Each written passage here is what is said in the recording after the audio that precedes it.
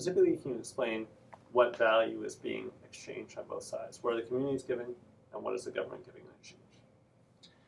So after about 30 years of negotiating with the federal and provincial government, you have 3 Innu communities that are about to gain control and co-management over a territory that's roughly 16 times the size of the island of Montreal. On top of a cash settlement that they would get from the government, they'll also get a percentage of whatever development happens on the territory, and they'll have exclusive hunting and logging rights. But the kicker is they won't have to give up title or claim over the land, which is unprecedented.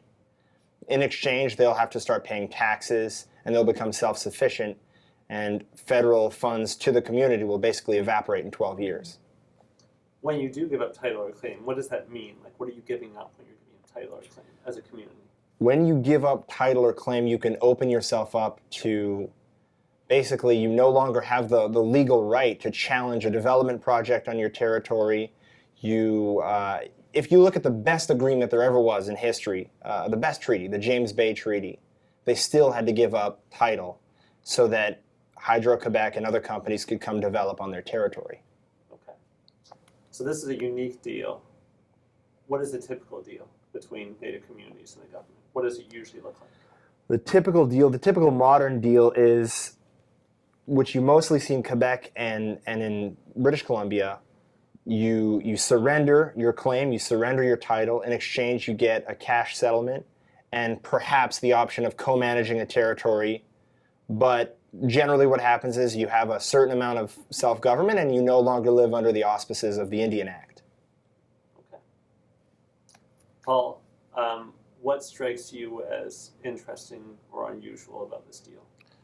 Well, what's kind of unusual about this particular deal is it not only sort of gives sovereignty to the population, the First Nation, but it also gives them a blueprint for resource development on their territory. Specifically, the rights to hydroelectric power and mineral rights are retained by Quebec, but they'll require the assent of the Innu community for any development to happen there. They will participate as co-owners of any resource that's developed there. They will be getting a percentage of revenue on all existing developments. They're getting $100 million as compensation for past developments that they weren't participating in. And they're also being allocated specific wood properties to develop on their own.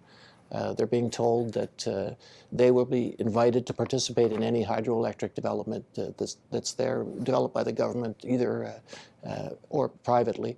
And they will be given even priority in hiring. There will be tax credits for people who hire Innu communities for their resource projects. So these are all important developments, and it really points, the incentive is on them to develop these resources and to be part of that exploration of their territory. And it's kind of a very unique and innovative revenue-generating possibility that they have going forward. And it's a good deal for the community. It's a great deal. It's a unique deal. Not everyone's going to like it because it does involve developing traditional territory, which was always used for hunting and fishing and maybe a little bit of logging. So it might be a bit of a tough sell, but on the flip side, the alternative is someone comes in and does it anyways. Right. So it might be the best deal they could get. So let me ask both of you, maybe you can answer first, Chris, and then you can answer Paul. Why is this unusual deal happening now? Why did it not happen earlier? What's going on today that sets the ground for this kind of deal? There are a few reasons that the deal is happening now. The first is that they've been at the negotiating table for 30 years. And what's happened over those 30 years is you've had all of these court decisions which have forced the government to be more fair in their negotiating tactics. So they no longer really have the legal option to keep punting the ball. They have to start settling, and they have to start agreeing on some principles. The other thing is that the Innu were very firm, and they never, ever, ever wanted to give up title. What strikes me is sort of the respectful tone all the way through the agreement, all 90-something pages of it that I read. There seems to be an admission that there were errors made in the past, and it's very clear that they want to address those and move on from there.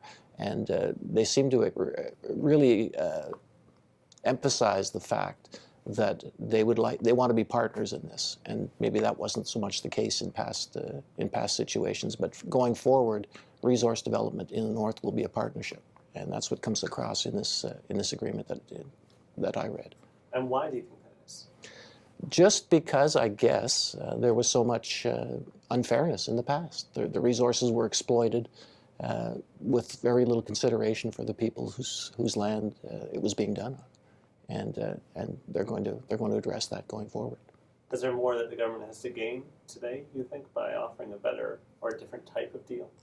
Well, like I said, it's a partnership. If this goes well for all parties concerned, there will be revenue generated for everyone.